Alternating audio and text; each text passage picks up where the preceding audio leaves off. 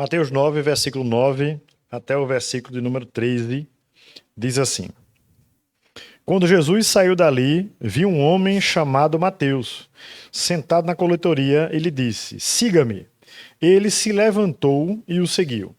Estando Jesus à mesa na casa de Mateus, muitos publicanos e pecadores vieram e tomaram lugar com Jesus e seus discípulos. Vendo isso, os fariseus perguntavam aos discípulos de Jesus: Por que o mestre de vocês come com publicanos e pecadores? Mas Jesus, ouvindo, disse: Os sãos não precisam de médico, e sim os doentes.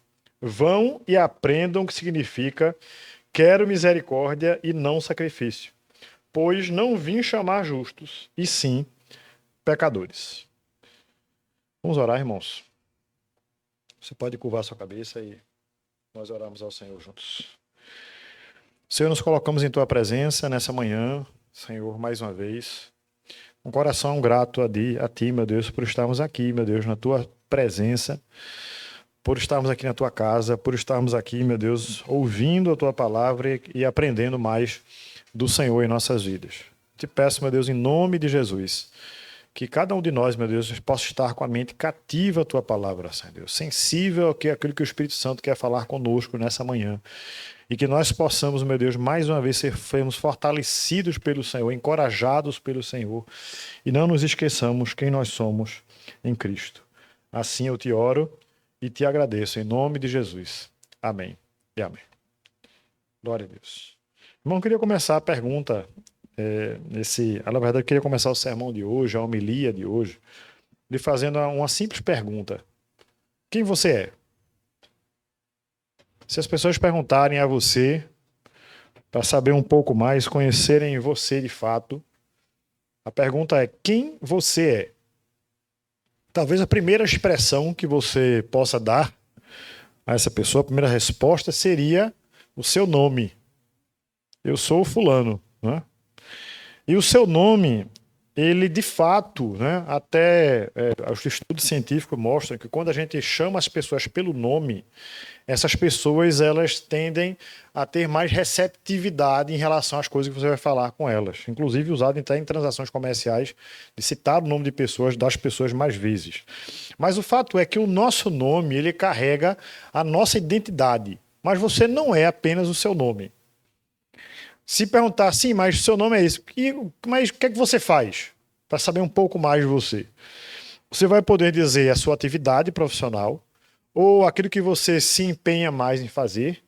Talvez você vá dizer que é pai, que é mãe, que é filho, ou de alguém, se você também corresponde a um grau de parentesco de alguém mais conhecido, você vai se identificar junto com essa pessoa. Tem um telefone aqui em algum lugar tocando.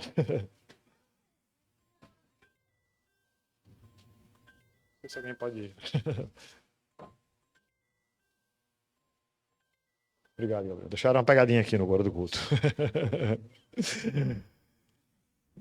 Irmãos, então, por que eu estou dizendo essas coisas para você? Porque é muito importante nós sabermos quem de fato nós somos. Porque se eu tiver uma ideia clara de quem eu sou, eu vou ter uma ideia clara também de quem é Deus e o que é que Deus pode fazer comigo. Você compreende? Talvez isso não esteja muito claro para você ainda, mas quando nós trabalharmos um pouco mais, você vai entender um pouco melhor sobre isso. Mas o fato é que se eu não conhecer a mim, quem eu de fato sou, eu vou ter uma visão distorcida a respeito de Deus. Pastor, como é isso? Se eu não entender primeiramente que eu sou pecador, eu não vou entender um Deus salvador. Você entende? Se eu não perceber que eu sou de fato uma pessoa que precisa desesperadamente de ser salvo, eu não vou perceber a grandeza da salvação que Deus me deu através de Cristo. Se eu não perceber que eu sou, antes de qualquer outra coisa, uma pessoa foi criada por Deus, e se foi fruto de uma criação daquele que fez todas as coisas, eu devo ter um propósito maior na minha vida. E se eu não entender isso, eu não vou em busca de um propósito maior na minha vida. Eu vou pensar que a minha vida ela vai se resumir àquilo que todo mundo faz. Trabalhar, ganhar dinheiro, pagar conta. Trabalhar, ganhar dinheiro, aumentar um pouco de conforto. Trabalhar, ganhar dinheiro, criar filhos. Trabalhar, ganhar dinheiro, criar filhos, ter netos. Deixar de trabalhar, já se aposentou, desfrutar da aposentadoria, e é isso. Mas, gente, para fazer isso, você não precisa ser cristão. Você pode ser uma pessoa totalmente alheia de Deus na sua vida. E essa é a realidade da grande maioria das pessoas, inclusive dentro das igrejas. Eu gravei um vídeo recentemente, nem coloquei no ar ainda, nas minhas redes sociais, falando o seguinte, que nós estamos muitas vezes dentro de uma Matrix, né? E quem já viu o filme sabe a referência, né? Dentro de uma Matrix a gente não se apercebe disso. Não significa que a gente está num mundo programado de ilusões em que você estava acoplado numa máquina. Não é isso, mas a gente foi condicionado nossa forma de pensar, que a gente deve agir mecanicamente, dia após dia, simplesmente reproduzindo padrões, talvez da sua criação, talvez do seu ensino, e aquilo ali vai norteando as nossas vidas. Nós não nos apercebemos em relação a isso. Quando a gente então é desafiado a realmente pensar, nós paramos dizendo, opa, peraí, por que eu estou fazendo isso? Por que eu estou me conduzindo dessa forma? Eu conversando com uma pessoa numa empresa que eu estava atendendo há uns anos atrás, comecei a falar um pouco mais, né, sobre ela, a gente conversando, e de como eu a via, do tipo de perfil que ela se enquadrava, etc. E aquela pessoa fez assim, nossa, você falou uma coisa para mim que agora eu entendi. Veja o que ele me disse. Um gestor, viu, gente? Um gestor geral de uma unidade hospitalar. Ele fez assim, Adriano, agora eu entendi porque há um tempo atrás, anos atrás, num grupo de amigos teve um problema, uma questão assim, e eu agi de uma determinada forma. Agora eu entendi porque eu agi dessa forma. Veja que coisa. Eu estava falando com ele estava observando, pensando, remoendo aqueles pensamentos dentro de si, e ele então identificou um padrão que ele tinha dentro de si, não tinha percebido esse padrão, que o condicionou a agir de uma determinada forma. Só que ele viu que essa forma que ele agiu, ele se repetiu por várias vezes, só que essa foi mais drástica, que ele rompeu o relacionamento com algumas pessoas. Mas por que eu estou chegando nessa conclusão, irmãos? Muito provavelmente, esse tal que nós estamos falando aqui hoje, que é Mateus, o autor do Evangelho, vai falar sobre si mesmo, sobre o seu processo de conversão a Cristo. Ele não se conhecia como deveria conhecer. E eu vou explicar o porquê disso. O fato é, irmãos, que nós aqui estamos aqui nessa manhã, nós precisamos parar e dizer e refletirmos nessa manhã. Será que, de fato, eu conheço quem eu realmente sou? No geral, a gente diz o seguinte, você não é o que você diz ser. E você não é o que as pessoas dizem a seu respeito.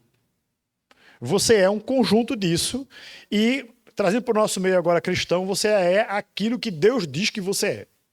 Posso ouvir um amém? Eita, que é bem fraco, irmão. Posso ouvir um amém? Amém.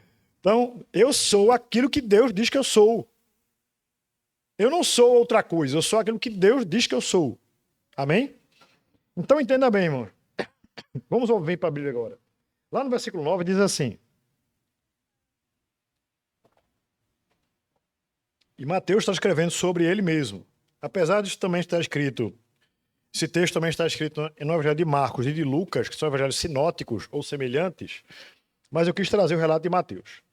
Quando Jesus saiu dali, viu um homem chamado Mateus sentado na coletoria. E de fato a gente começa a entender quem é esse personagem aqui, descrito por ele mesmo.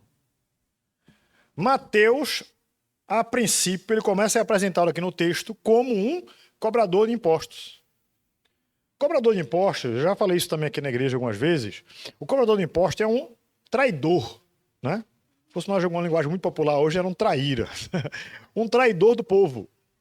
Porque eles eram judeu a serviço de Roma, cobrando impostos para Roma e enriquecendo de uma forma errada, porque ele cobrava mais para o seu próprio proveito. Certo? Então, entenda de cara que Mateus, ele está dizendo aqui, na verdade, um judeu entendia muito bem isso, que era um homem odiado pelo seu próprio povo, porque ele era um traidor do povo. E ele está falando sobre si mesmo aqui. Escute bem isso, irmão. O que ele está dizendo em outras palavras assim, eu era uma escória, fazia parte da escória da humanidade. Eu era aquele que traiu o meu próprio povo. E naquele momento que Jesus me encontrou, ele me encontrou não fazendo outra coisa. Eu não estava no templo orando. Entenda bem, irmão. Imagine um povo religioso como era o judeu. Como é até o dia de hoje. Mas entenda, eu não estava no templo orando, eu não estava buscando a Deus, eu não estava fazendo... Não, eu estava trabalhando no meio do meu trabalho, meu expediente de trabalho, na coletoria de impostos, cobrando dinheiro das pessoas e muito provavelmente roubando essas pessoas também, porque era comum dos cobradores de impostos naquela época. A gente vê isso, claro, quando Zaqueu vai dizer que vai restituir 4 vezes mais se ele tirou das pessoas com quem ele tirou ou subtraiu o dinheiro. Tá? Então, quando Mateus fala isso sobre si mesmo, a gente percebe, então, que Mateus ele tinha uma clara ideia sobre a pessoa dele, quem ele era. E ele era uma pessoa longe do caminho de Deus. E aí vem uma coisa muito intrigante. Eu queria convidar você a abrir sua Bíblia agora em Marcos 2, versículo 13. Hoje nós vamos abrir um pouquinho a Bíblia, tá? Marcos 2 é o evangelho seguinte.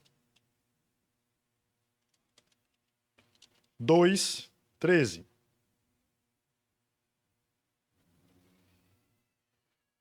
E o 14. Diz assim: de novo, Jesus foi para junto ao mar, e toda a multidão vinha ao encontro dele, e ele os ensinava.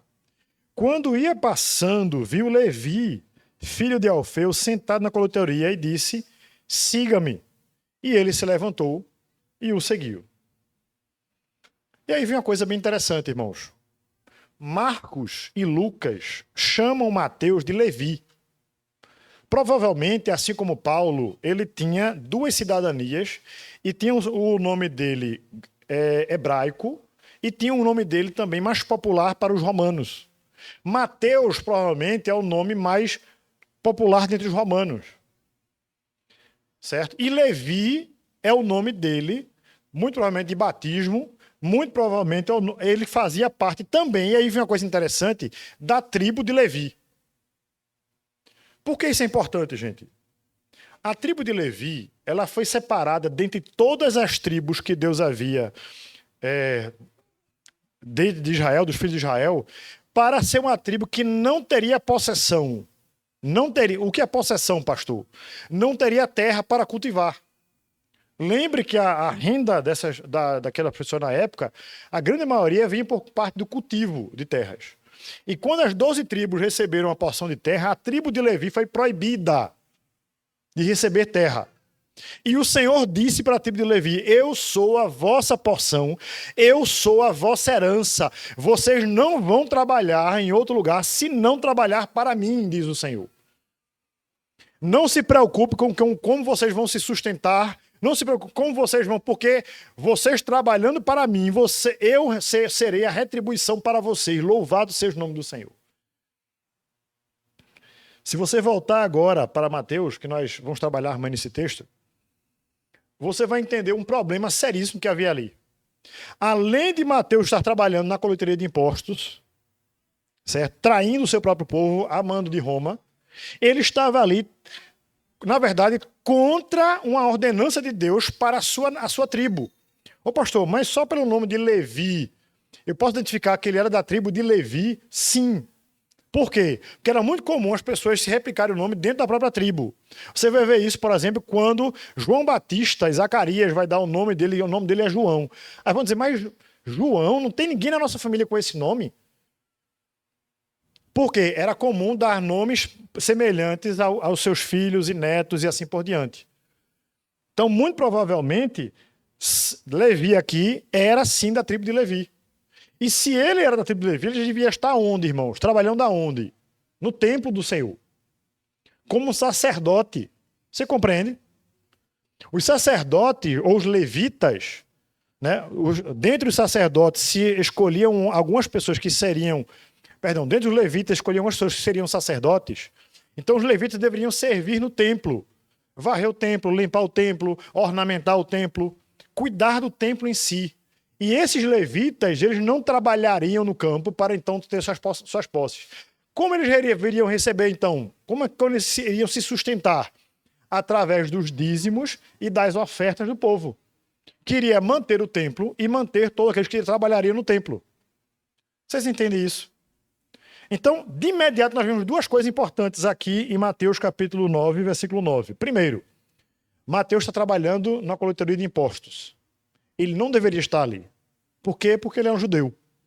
Segundo, ele está trabalhando num lugar que não é no templo, sendo ele da templo de Levi. Isso mostra claramente que Mateus estava no lugar errado, na atividade errada, e muito provavelmente isso estava dando um nó na cabeça dele. Ele estava com crises, provavelmente, de, poxa, eu estou aqui, mas o que é que eu estou fazendo aqui? E de repente, agora veja, no final do versículo 9 ainda, diz assim, Mateus sentar na coloteria e lhe disse, e Jesus viu ele e lhe disse, siga-me. Ele se levantou e o seguiu. E aí vem uma coisa interessante, viu, irmãos? Aí eu vou lhe fazer uma segunda pergunta. A primeira pergunta, quem você é? A segunda pergunta é, você realmente está disposto a seguir a Jesus? Você pode até dizer, mas pastor, eu sigo a Jesus. Eu sigo a Jesus. Mas a questão não é apenas seguir, é continuar seguindo. A questão não é só conhecer a Deus, é continuar conhecendo. A questão não é apenas eu sei quem Ele é, saber quem Ele é continuar conhecendo, continuar se relacionando, continuar se santificando, continuar perseverando em meio às lutas, às tentações, aos problemas, às lutas internas, aos questionamentos internos, porque esses muitas vezes são os mais fortes, viu, irmãos? Quem eu sou? O que é que eu estou fazendo aqui? Qual o propósito de Deus na minha vida? Por que Deus me chamou à existência? Jó, no momento de profunda angústia dele, ele diz assim, maldito o dia do meu nascimento.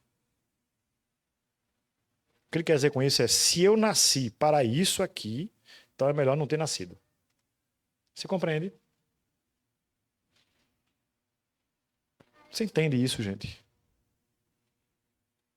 Quantas pessoas desejam a morte? Literalmente. Porque não estão vendo razão na sua vida aqui. Não estão vendo propósito na sua vida aqui. E o propósito de Deus, irmão, escute bem. O propósito de Deus é algo que a gente constrói ao longo do caminho. O propósito de Deus não é uma coisa que a gente, muitas vezes as pessoas lutam, Senhor, ora, qual é o propósito na minha vida? É algo que você vai construindo, ou melhor, que Deus vai construindo em você ao longo do caminho.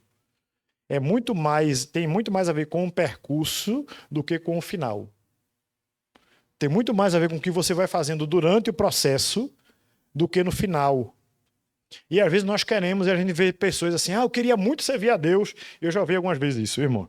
Eu quero muito servir a Deus, pregar a palavra de Deus em outro país. Mas não está pregando aqui. Como é que a pessoa quer pregar a palavra de Deus em outro país se aqui não está fazendo isso? Isso é absurdo, irmãos. Se você não está fazendo aquilo que é a vontade de Deus para a sua vida hoje, não tem condições de você entender qual é o propósito da vida de Deus para você para o amanhã. Não tem condições. As pessoas querem buscar a Deus como se num passe de mágica Deus pudesse resolver as questões da gente. Deus pode resolver tudo na hora que Ele quiser. Mas tem coisas que Deus quer trabalhar dentro de você. Quem você realmente é. E o que você deve fazer. Naquele momento ali, muito provavelmente, irmãos, assim como com Paulo também, Mateus ou Levi, ele ali entrou em confronto consigo mesmo. Ele olhou, talvez ele já conhecesse Jesus, pela sua fama. E quando Jesus passou ali, olhou para ele e fez assim, Mateus, vem, segue-me. A Bíblia diz que ele deixou, a Bíblia não diz que ele parou, fechou o livro que ele estava, passou uma responsabilidade para uma outra pessoa, ou que ele se demorou aí, Jesus ficou esperando. Não, a Bíblia diz assim, ele levantou e o seguiu. Só uma pessoa que teve um profundo entendimento que precisava de algo mais na sua vida faz algo desse tipo. Só uma pessoa que está incomodada com a sua realidade hoje e pensa que pode mudar, mas não vê como mudar a sua vida hoje, que toma uma atitude drástica na sua vida. Dessa forma. É ou não é, irmãos? É. Se estou desesperado, Senhor, eu preciso mudar a minha vida, Senhor. Eu preciso que as coisas mudem na minha vida. E de repente você entende o direcionamento de Deus para dar, você pronto, é isso. Às vezes você deixa tudo e você faz aquilo. Não é assim? É, irmãos. Então, quando Jesus chamou a Levi, ali na coletoria de impostos, e ele imediatamente seguiu,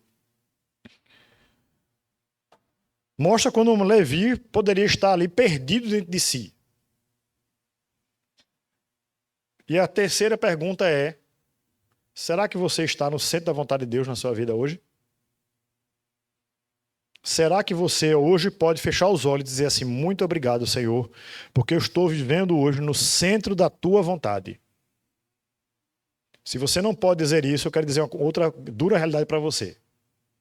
Se não está, a culpa é sua. Pastor, misericórdia. Como assim, pastor? A culpa é minha. Aí eu posso fazer outras perguntas se você quiser entender melhor isso. Primeiro, você tem orado sobre isso?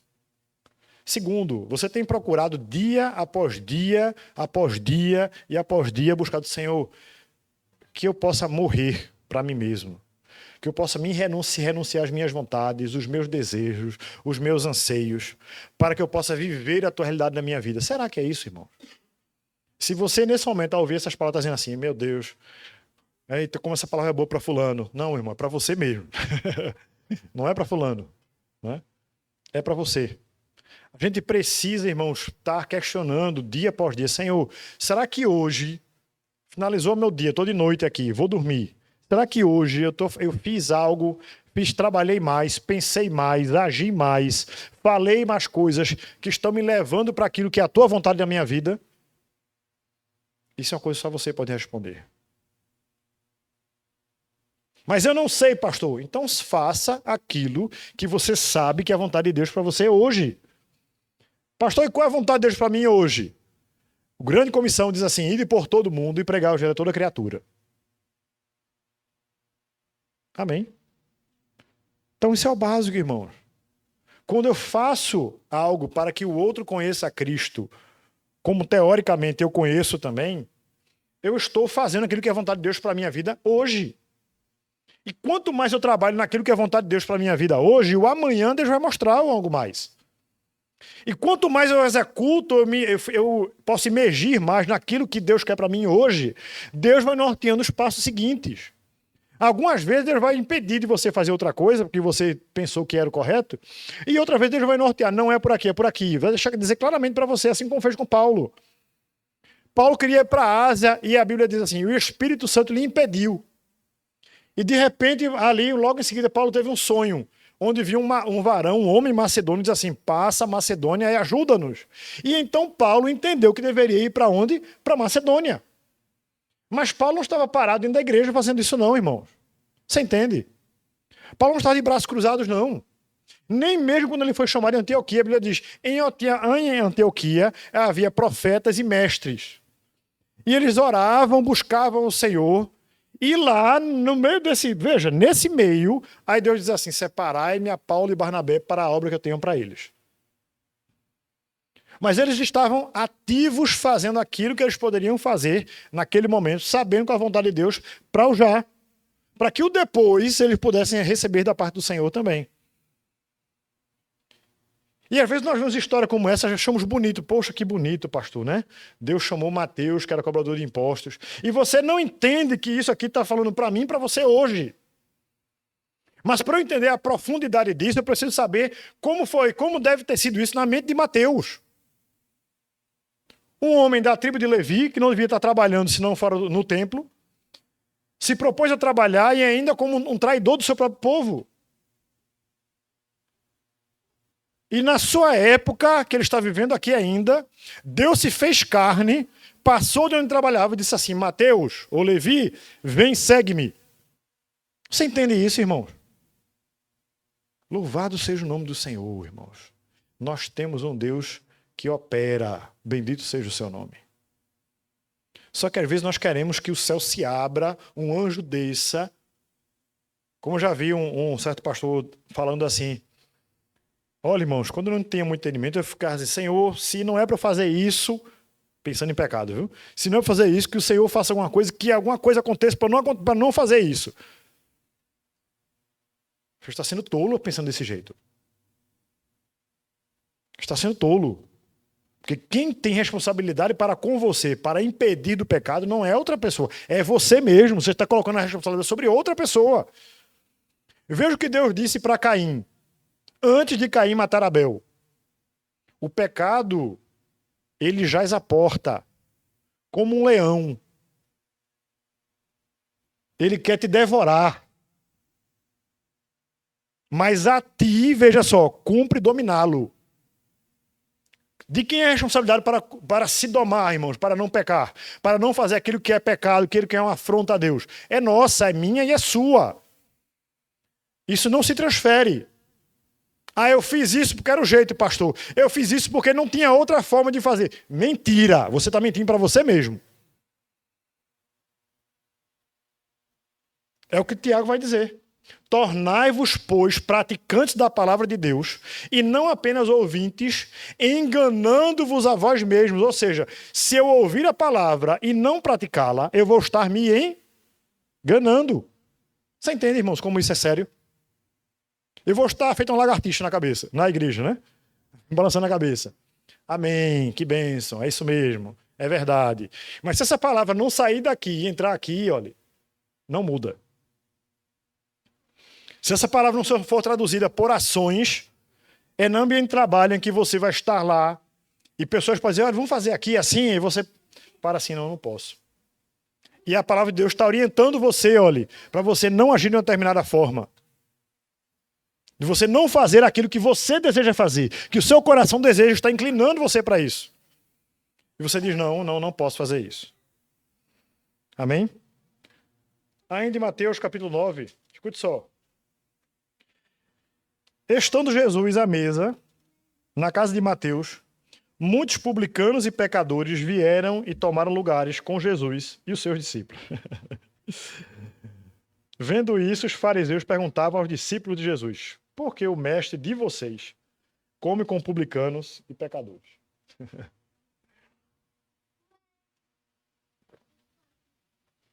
Irmãos, primeiramente, Mateus sabia que ele deveria fazer o que quando Jesus chamou ele? Seguir a Jesus. Em segundo lugar, foi o que Mateus fez, irmãos. Ele chamou as pessoas que ele conhecia, veja que coisa. Vamos lá para casa. Vamos lá para casa. Vamos lá para casa. Tem uma coisa muito importante para vocês lá. Vamos fazer uma festa lá em casa. Vamos, bora. Povo festivo, né? Não muito diferente dos nossos dias. Chama para oração, vem pouca gente. Chama para o churrasco, lota, vem gente que você nem... Mas não é assim, irmãos, né? Aí, vamos fazer uma festa. Aí foram lá, encheu de gente, né? Publicanos, pecadores. Os fariseus provavelmente ficaram lá de fora da casa. E quando viram Jesus dentro com os discípulos de Jesus, dizendo, vem cá. Provavelmente falaram de uma forma alta, falaram alto, né? Para que Jesus pudesse ouvir também. Geralmente os covardes fazem assim, né? Os covardes não chegam para confrontar pessoas. Os covardes, às vezes, eles querem falar assim por alto para você ouvir, né? Uma vez eu estava numa fila de um supermercado. E eu cheguei na fila, estava numa fila assim que tinha muita gente do lado, e tinha aquela fila que era prioritária para outras pessoas, né? Com mais idade, etc. E eu estava na fila com mais gente e a pessoa do caixa lá fez assim, venha para cá, senhor. Aí eu saí do meu caixa e fui lá. Né? Quando eu estava sendo atendido, aí uma mulher chegou atrás de mim, aí fez assim, tem gente que fica pegando lugar que sabe que não é dela. Aí eu virei gentilmente para a mulher, estava chateado, irmão, vou ser sincero a vocês. Viu? Mas eu olhei para a mulher e fez assim, a senhora está falando comigo, é? Ela baixou a cabeça assim, não queria falar diretamente. Fez, senhora, eu estou aqui, eu estava na outra fila lá. Mas o caixa, a mulher do caixa aqui, ela me chamou porque não tinha ninguém na fila. Não foi, fulana. Ela foi, senhor. Então, normalmente, o covarde faz assim. O vosso mestre come com pecadores, né?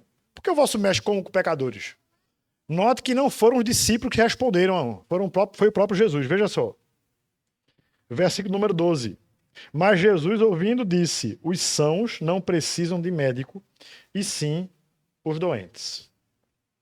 Aí vem aquela expressão popular que a gente diz: ele podia ter dormido sem essa, né?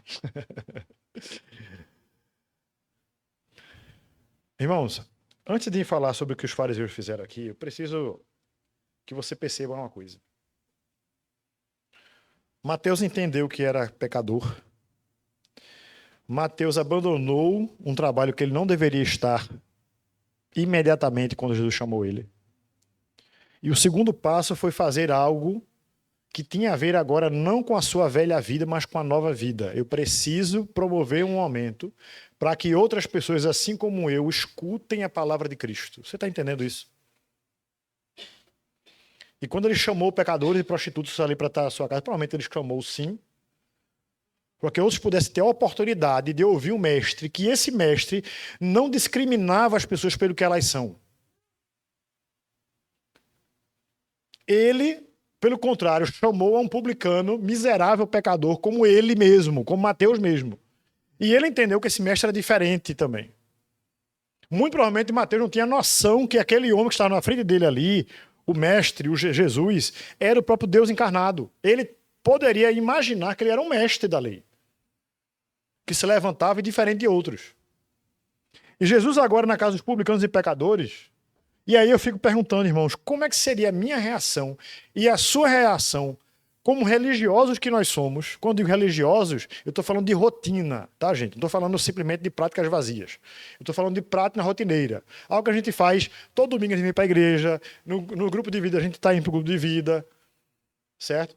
Tem reunião de oração nas segundas-feiras, quem pode realmente estar presente, até online tem motivo para você não estar participando. Então a gente tem uma rotina religiosa. Só que se ficar apenas nisso, irmãos, será que a nossa vida vai ter relevância realmente? Numa sociedade? Eu vejo cada vez mais o número de cristãos, declarados cristãos, aumentando. Mas é interessante como cada vez menos a sociedade tem impacto disso. Você vai ver, antigamente, quando aumentava o número de igrejas em um local, os bares fechavam, irmãos. Não é verdade? Os terreiros de Umbanda fechavam. Mas hoje a gente vê o número de pessoas se convertendo e abrindo cada vez mais bares. E Recife, aqui, é um lugar de muito bar, viu, irmão? Eu fico pensando, como é que nós estamos, irmãos? Nós estamos sendo relevantes nessa sociedade. Eu fico pensando, o que é que eu tenho feito, o que é que você tem feito? Algumas vezes, quando eu me levantei, até em redes sociais, dizendo, olha, isso não é assim, porque a Bíblia diz assim, assim, assado. Gente, que teve de gente levantando para tirar pedra em mim, pelo fato de eu ser pastor. Escute bem. Não é pelo que eu disse. É pelo fato de eu ser pastor. Isso é muito sério, irmãos.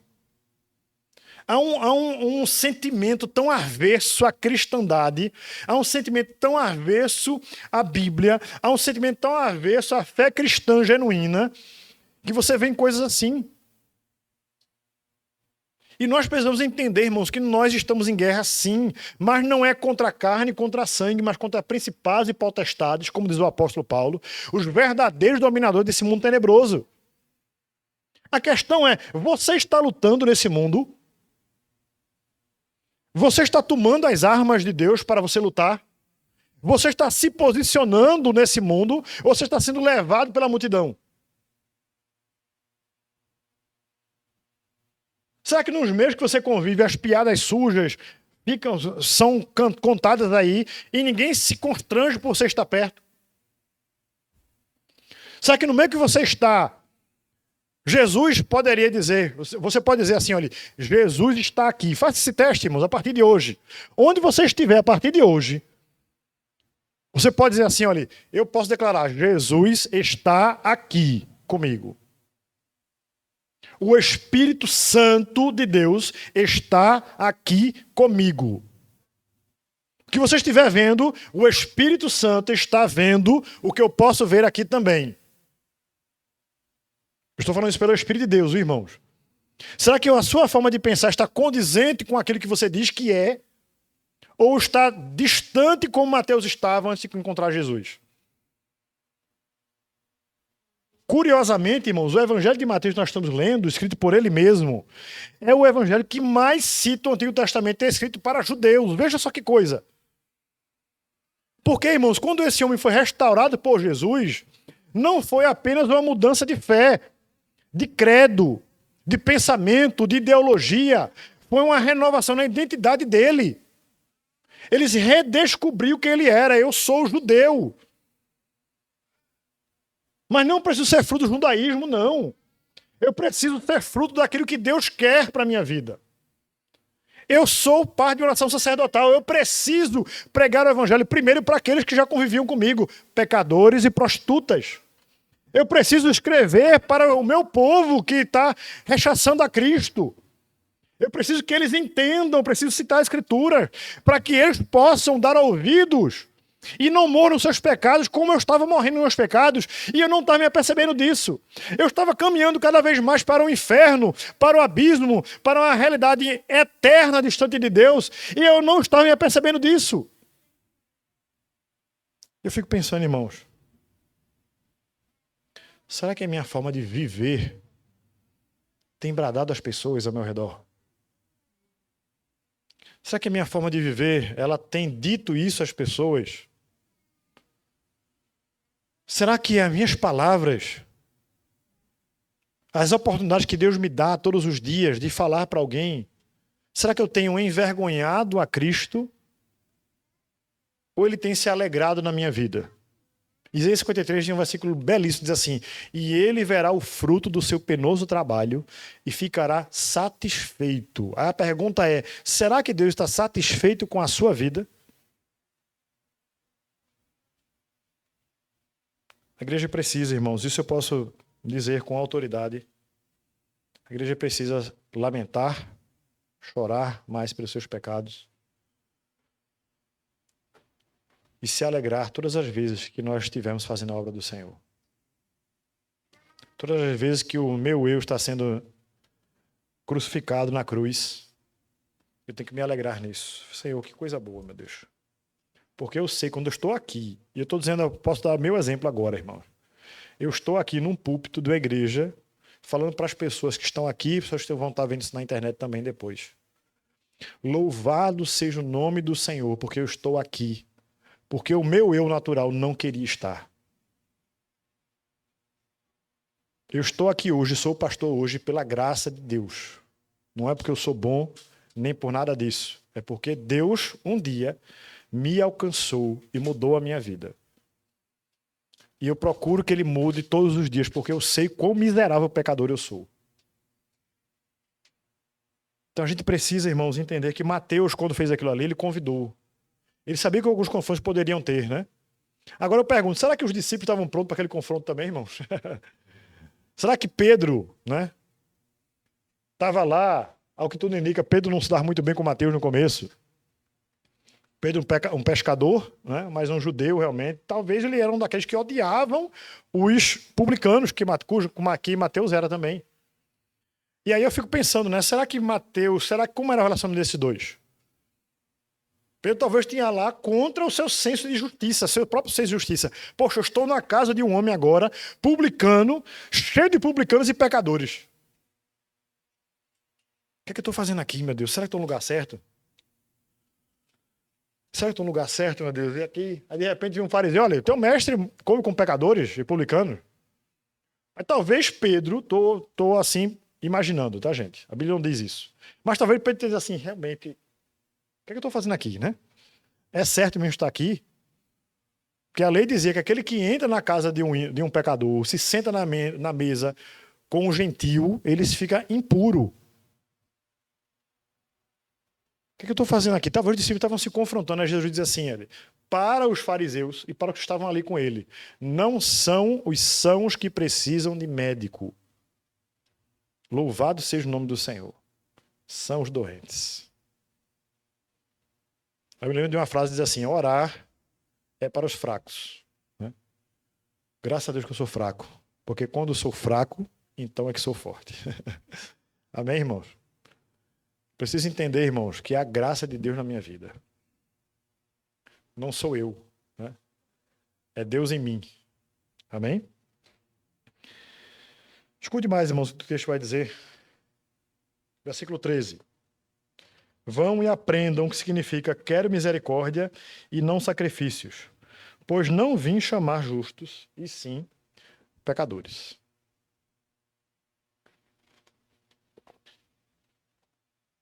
É curioso Jesus falar citar esse texto aqui. Misericórdia quero e não sacrifícios. O que Jesus está dizendo ali para aqueles hipócritas, fariseus, é o que adianta vocês oferecerem a mim sacrifícios se vocês não são misericordiosos?